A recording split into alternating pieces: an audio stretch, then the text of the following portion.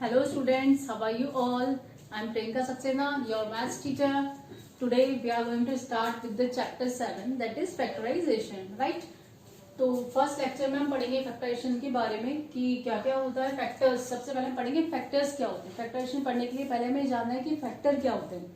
तो फैक्टर क्या है? An algebraic expression can be written as the product of two और more expressions, then each of these expressions is called the factor, ठीक है, of the given expression. जैसे हमारे पास expression हो गया ए बी, ठीक है, यहाँ पर हमारे पास एक्सप्रेशन हमने क्या मान लिया, ए बी एक्सप्रेशन है, तो इसके फैक्टर्स क्या होंगे, तो ये किस क्या होंगे इसके फैक्टर्स। इसका एक फैक्टर होगा ए और दूसरा फैक्टर होगा बी, राइट। अब जब फैक्टर्स हमारे पास आ गए तो हमने ये कैसे निकालते हैं, इसका प्रोसेस क्या होता है, तो वही प्रोसेस होता है फैक्टराइजेशन, ठीक है। फैक्टराइजेशन में क्या होगा, it is the process of finding two और मोर देन टू एक्सप्रेशंस, ठीक है। इसमें हम क्या निकालेंगे, दो या उससे ज्यादा जो भी एक्सप्रेशंस होंगे वो हमको निकालने का जो प्रोसेस होता है उसी को हम फैक्टराइजेशन बोलते हैं। Such that their product is the given expression, right. तो अब एक चीज इसमें आपको ध्यान रखनी है कि जो फैक्टराइजेशन है वो रिवर्स प्रोसेस होता है मल्टीप्लीकेशन का, ठीक है। कैसे होगा, जैसे सपोज ये हमारे पास एक एग्जांपल है, हमने दो फैक्टर लिए। दो फैक्टर क्या लिए, 2x + 1 एंड x + 3, ठीक है, ये दो फैक्टर्स हैं। तो इससे अगर हमको एक्सप्रेशन निकालना है तो हम कैसे निकालेंगे, हमने देखा था कि रिवर्स प्रोसेस होता है मल्टीप्लीकेशन का। तो ये तो हो गया मल्टीप्लीकेशन का रिवर्स, मींस इन दोनों को अगर हम मल्टीप्लाई करते हैं तो हमें एक्सप्रेशन मिलेगा, और एक्सप्रेशन से जब हम फैक्टराइजेशन करेंगे तो हमें दो फैक्टर्स मिलेंगे। तो ये दो फैक्टर्स है, इससे अगर हमको एक्सप्रेशन निकालना है तो हम क्या करेंगे, इनको मल्टीप्लाई। तो 2x से x को मल्टीप्लाई किया तो ये हो गया 2x²। फिर 2x से हमने 3 को मल्टीप्लाई किया तो कितना हो जाएगा, ये 3 × 2 = 6 यानी कि 6x। और 1 को जब x से मल्टीप्लाई करेंगे तो ये क्या हो जाएगा x, और 1 को फिर हमें 3 से भी मल्टीप्लाई करना है तो ये हो जाएगा 1 × 3 3, ठीक है। अब यहाँ पर ये x² की टर्म है, ये दोनों x की टर्म है और ये कांस्टेंट है, तो यहाँ पर 2x², तो हम लेंगे x² वाली टर्म प्लस ये भी x है ये भी x है, तो इन दोनों को प्लस कर देंगे तो ये 6x + x कितना हो जाएगा 7x, ठीक है। और कांस्टेंट टर्म क्या है हमारी 3। तो अब ये जो मिला हमें ये क्या हो गया एक्सप्रेशन, ठीक है। तो ये तो क्या है मल्टीप्लिकेशन है, इसका रिवर्स प्रोसेस होता है फैक्टराइजेशन, यानी ये दोनों फैक्टर की फॉर्म में है तो ये तो फैक्टराइजेशन है, इसको फैक्टर्स की फॉर्म में लिखना फैक्टराइजेशन कहलाता है। और फैक्टर्स को अगर हम मल्टीप्लाई कर देते तो हमें क्या मिल जाता है एक्सप्रेशन, राइट। यस, अब हम कुछ एग्जांपल देखेंगे फैक्टराइजेशन के। तो एग्जांपल्स क्या हैं, सबसे पहले हमने लिया 10xy + 5 15xyz, ठीक है, ये एक्सप्रेशन है और हमें क्या निकालना है, फैक्टर्स निकालने हैं। तो फैक्टर्स कैसे निकालेंगे, अब पहले हम सबसे पहले जब भी हमें फैक्टर्स निकालने हैं सबसे पहले हम क्या निकालेंगे, कॉमन। सबसे पहले हम देखेंगे जो एक्सप्रेशन हमें दिया हुआ है उसमें कुछ कॉमन है या नहीं है। अगर कॉमन है तो पहले हम कॉमन लेंगे, उसके बाद हम फैक्टराइजेशन का प्रोसेस स्टार्ट करेंगे, राइट। तो सबसे पहले हमने ये एक्सप्रेशन लिया 10xy + 15xyz, इसके अंदर कॉमन क्या क्या आ रहा है वो हम देखेंगे। तो हमने इसको एक्सपांडेड फॉर्म में लिख लिया, ये एक एग्जांपल के लिए बता रहे हैं, एक्सपांडेड फॉर्म में लिखेंगे हम इसको। 10 को हम लिख सकते हैं 2 × 5, xy को हम लिखेंगे x × y, right. 15xy², 15xy² को कैसे लिखते हैं, 15 को हम लिख सकते हैं 3 × 5, ठीक है, ये इसके दो फैक्टर होंगे। xy² को x × y × y। अब हमें देखना है कि इन दोनों में कॉमन टर्म्स क्या क्या है। तो यहाँ पे ये 5 दोनों कॉमन आ रहे हैं, यहाँ पे ये x कॉमन आ रहा है और ये y कॉमन आ रहा है। तो यहाँ पर कॉमन टर्म्स क्या होंगे हमारे पास में 5x और y, तो इनको हम कॉमन निकालेंगे बाहर। इन दोनों में से हमने कॉमन लिया 5xy, हमारे पास यहाँ पर क्या बचेगा, जब इससे हम 5xy को डिवाइड करेंगे x और y दोनों कैंसिल, तो 10 से 5 को डिवाइड किया तो कितना आया 2 आएगा। इधर 15xy² को जब हम डिवाइड करेंगे 5xy, यानी इसमें से हमने कॉमन ले लिया बाहर निकाल दिया 5xy, तो हमारे पास क्या बचेगा 3y, क्योंकि 5 3 × 15 होता है। xy यहाँ पे एक बाहर आ गया, यहाँ पे y का स्क्वायर है, एक y और है तो इस y को भी हम इधर ले लेंगे, ठीक है। तो ये क्या होगा, ये हमारी फैक्टराइजेशन वाली फॉर्म होगी, ठीक है। ये फैक्टर्स फॉर्म में हमने इस एक्सप्रेशन को निकाल लिया। इसी तरह से हम एक एग्जांपल देखेंगे 7x + 49। इसके अंदर हमने देखा कि कॉमन टर्म क्या आ रही है, सबसे पहले हम कॉमन निकालेंगे। तो यहाँ पर हमने देखा कॉमन आ रहा है 7, यहाँ पे 7 है, यहाँ 49 है, हम जानते हैं कि ये 7 का मल्टीपल है, तो दोनों में कॉमन क्या आ जाएगा 7, तो 7 को बाहर निकालेंगे। यहाँ से 7 जब बाहर आएगा तो यहाँ पे बचेगा x, और इसको जब 7 से डिवाइड करेंगे तो कितना आ जाएगा 7। तो ये दो फैक्टर्स हो गए 7 और x + 7। फिर हमने एग्जांपल लिया 9x² + 18x, ठीक है, इसके अंदर कॉमन क्या आ रहा है, तो यहाँ पे देखेंगे 9x² है, यहाँ 18x है, 9 और 18 में दोनों में कॉमन 9 होगा, ठीक है, क्योंकि 18 क्या 9 का मल्टीपल है, और इधर एक्स स्क्वायर इधर एक्स है, तो इसमें से एक एक्स को हम बाहर ले लेंगे, तो 9 और एक्स को हमने बाहर लिया, यहाँ पर बचेगा एक्स, जब इसको 9x से डिवाइड किया 9 से 9 कैंसिल, यहाँ पर एक एक्स बचेगा और यहाँ पे 2 बचेगा, तो दो फैक्टर हो गए, एक 9x और एक x plus 2। Okay, next example 27x cube minus 18x square. अब यहाँ पर देखो ये 27 है और ये 18 है, ये दोनों किसके मल्टीपल है, ये दोनों 9 के मल्टीपल है, 9 3 27, 9 2 18, यहाँ एक्स क्यूब है यहाँ एक्स स्क्वायर, तो दोनों में से मैक्सिमम पावर कितनी बाहर आ सकती है एक्स की, 2 आ सकती है, तो हम यहाँ पर 9x स्क्वायर को कॉमन ले लेंगे, 9x स्क्वायर को कॉमन लिया, इसको जब से डिवाइड करेंगे तो कितना हो जाएगा 3x।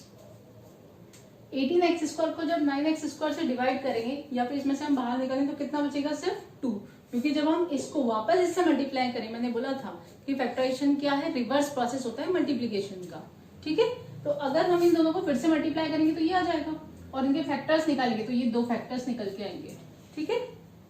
इसी तरह से next example x square y z plus x y square z plus x y z square.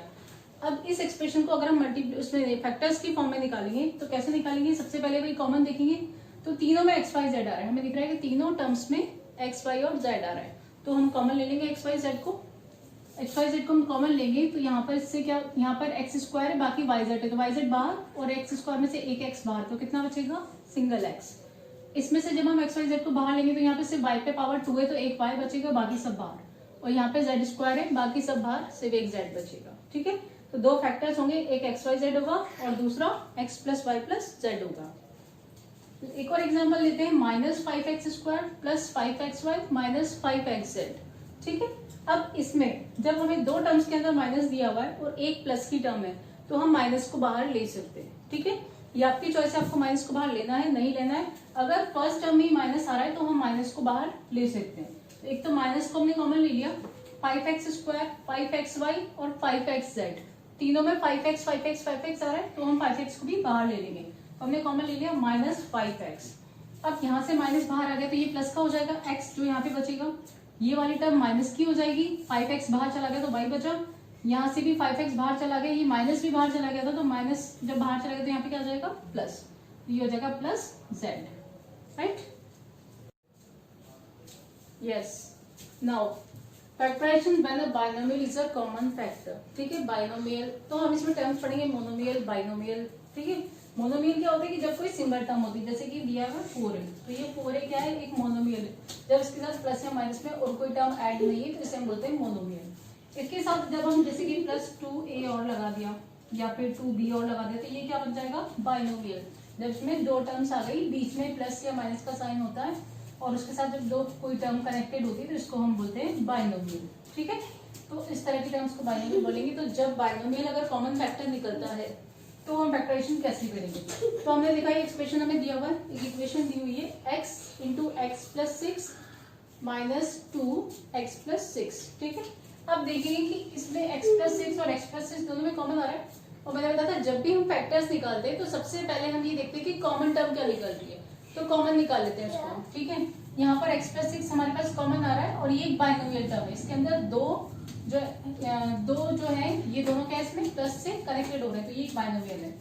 इसमें से x प्लस 6 को हम बाहर निकालिए कॉमन, और जो बचेगा उसको नेक्स्ट ब्रैकेट में लिख देंगे, ठीक है। तो ये बचा हमारे पास x और बचा -2, तो इसको हमने अलग से एक ब्रैकेट में लिख दिया x माइनस 2, तो ये हमारा सेकंड फैक्टर हो जाएगा, ठीक है। तो इसके लिए हमारे पास दो फैक्टर्स कौन से आ गए, x plus 6 and x minus 2, ठीक है। इसी तरह से एक और एग्जांपल लेते हैं इसका, ये हमारे पास गिवन है क्वेश्चन में a into x minus y minus b into y minus x, ठीक है। हमारे पास यहाँ पर y माइनस एक्स, यहाँ पर दिया हुआ है x माइनस वाई। तो अब हमको अगर कॉमन निकालना है तो पहले इस बाइनोमियल टर्म को सेम करना पड़ेगा, और सेम करने के लिए हम क्या करेंगे, इसको x माइनस वाई बनाने के इस माइनस को बाहर ले लेंगे, ठीक है।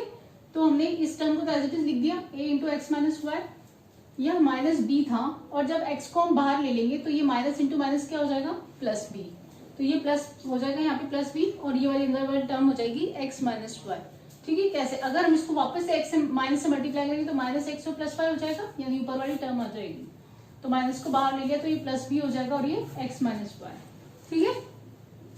अब देखो इसमें कॉमन क्या आ रहा है, तो यहाँ पर x माइनस वाई दोनों के अंदर आ रहा है, दोनों टर्म्स में, तो इसको हम बाहर ले लेंगे और जो बचेगा उसको नेक्स्ट ब्रैकेट में लिख देंगे। तो यहाँ पर हमारे पास बचा a प्लस बी, तो a प्लस बी को हमने अलग ब्रैकेट में लिख दिया और ये दो फैक्टर्स हमारे निकल गए इस टर्म के। ठीक है, दो फैक्टर्स आ जाएंगे x minus y and a plus b. ठीक है, इसके बाद एक और इसका मेथड है factorisation by regrouping terms. Terms को अगर हमें रीग्रुप करना पड़े, जैसे उसमें 4 टर्म्स या ज्यादा दी हुई है तो उनको पहले उनको रीग्रुप करना पड़ेगा, उसके बाद ही हम फैक्टराइजेशन कर सकते हैं। ठीक है, फैक्टराइजेशन मैक्सिमम 3 टर्म्स तक हो सकता है, 3 से ज्यादा टर्म्स है तो हमें रीग्रुपिंग करनी पड़ती है। तो जैसे यहाँ पर दिया हुआ है A square minus A C plus A B plus minus B C. ठीक है, माइनस बी सी, तो ये कितनी टर्म्स हो गई 4। 3 तक तो हम कर सकते हैं, लेकिन जब 4 टर्म्स आ जाएगी तो हमको रीग्रुप करना पड़ेगा। ग्रुप में हम उसको चेंज करेंगे, अलग अलग ग्रुप बनाएंगे, फिर हम कॉमन निकालेंगे, फिर उसके फैक्टर्स निकालेंगे। तो यहाँ पर हमने एक ग्रुप ये बना लिया, दूसरा ग्रुप ये बना लिया। अब इसमें से हमें देखने की कॉमन क्या क्या आ रहा है, ये बी सी। तो यहाँ पर देखो ए स्क्वायर माइनस ए सी में कॉमन आ जाएगा ए, क्या बचेगा, इधर से ए लिया तो ए के यहाँ बच गया, इधर से ए बाहर चला गया तो यहाँ पे बचेगा सी, ये हो जाएगा ए माइनस सी। और a b minus B c, इसमें से कॉमन क्या आ रहा है, ए बी, यानी यहाँ भी बी आ रहा है, यहाँ भी बी आ रहा है, तो बी को बाहर ले लेंगे, अंदर बचेगा ए माइनस सी। ठीक है, अब वापस से हमें ये सेम ये वाला टर्म आ जाएगी कि दो ये बाइनोमियल इसके अंदर दोनों में सेम आ रहे हैं, इसको हम बाहर निकाल लेंगे ए माइनस सी को, ये यहाँ भी आ रहा है यहाँ भी आ रहा है, इसको बाहर निकाला तो जो बचेगा उसको दूसरे ब्रैकेट में लिख देंगे ए प्लस बी को। तो दो फैक्टर्स हो गए A minus C and A plus B. इसी तरह से एक और एग्जांपल देखते हैं इसका, कि जब हमारे पास 4 टर्म्स दी हुई है x square minus 5x plus a x minus 5a। ठीक है, तो इसमें पहले हम इसको वही 2 में ग्रुप में डिवाइड करेंगे इसको। तो 2 ग्रुप हमने ले लिए, एक ये, इसमें से कॉमन लिया x, बचेगा x माइनस 5। यहाँ से हम कॉमन क्या ले लेंगे, ए एक्स और 5a, ए कॉमन आ जाएगा, बचेगा x माइनस 5। इस तरह से हमें ग्रुप को अरेंज करना है कि जो ब्रैकेट में टर्म आएगी वो सेम आनी चाहिए।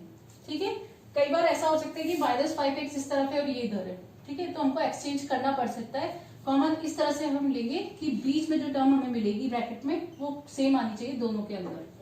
ठीक है, तो ये x माइनस 5 दोनों में सेम आ रहा है, इसको हम बाहर ले लेंगे, इधर बचेगा x प्लस ए, तो ये x प्लस ए को दूसरे ब्रैकेट में ले लेंगे, दो फैक्टर्स आ देंगे इसके। ठीक है, इस तरह से एक और एग्जांपल हम लेते हैं, ये आपके एक्सरसाइज का क्वेश्चन है last, 4a into 5a minus 6b minus 12a square 5a minus 6b। सीधा सीधा हमको दिख रहा है कि इसके अंदर 5a माइनस 6b दिया हुआ है हमें। ठीक है, तो इसको हमने कॉमन ले लिया, जो बचेगा उसको हमने नेक्स्ट ब्रैकेट में लिख दिया। यहाँ तक तो ठीक है, लेकिन हमें दिख रहा है कि ये जो टर्म हमने लिखी है इसके अंदर भी कॉमन आ रहा है, इसके अंदर भी कॉमन निकल रहा है। तो क्या कॉमन आ रहा है, इसको तो एज इट इज लिख देंगे। यहाँ से हम देखेंगे 4a कॉमन आ रहा है, 4 और ये 12 भी 4 का मल्टीपल होता है तो 4 बाहर, a और a स्क्वायर तो इधर से भी a को हम बाहर ले लेंगे, तो इधर बचेगा 1 माइनस 3a। ठीक है, ये चीज समझ में आई कि यहाँ पर हमने क्या करा, जो हमारे पास टर्म बची थी नेक्स्ट ब्रैकेट के लिए उसमें भी अगर कुछ कॉमन आ रहा है तो हम उसको भी कॉमन लेके बाहर करेंगे। मैक्सिमम जितना हम कॉमन ले सकते हैं उतना कॉमन लेना है, तभी हम फैक्टर्स बनाएंगे। तो यहाँ पूरे कॉमन लिया, ब्रैकेट में बचा 1 माइनस 3a। इसी को हम रीअरेंज कर सकते हैं, ये छोटी टर्म है इसको हमने आगे लिख लिया, इसको भी इधर ले लिया और इसको भी इधर ले लिया। तो ये लिखो या ये लिखो, आंसर सेम ही है। ठीक है।